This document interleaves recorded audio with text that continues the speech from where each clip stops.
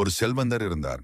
ஒரு நாள் அவர் தன் தோட்டத்தில் விளைந்த வாழைக்குலை ஒன்றை பணியாளிடம் கொடுத்து கோவிலில் கொடுக்கச் சொன்னார்.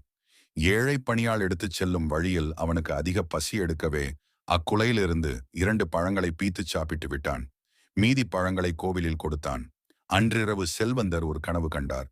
கனவில் இறைவன் வந்து, நீ எனக்கு கொடுத்த 2 பழங்களை நான் சாப்பிட்டேன், ருசியாக இருந்தது என்றார். செல்வந்தனுக்கு மிக கோபம் வந்தது.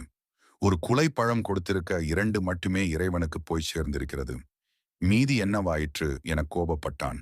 மறுநாள் காலை அந்த பணியாளை கூப்பிட்டு விசாரித்தான்.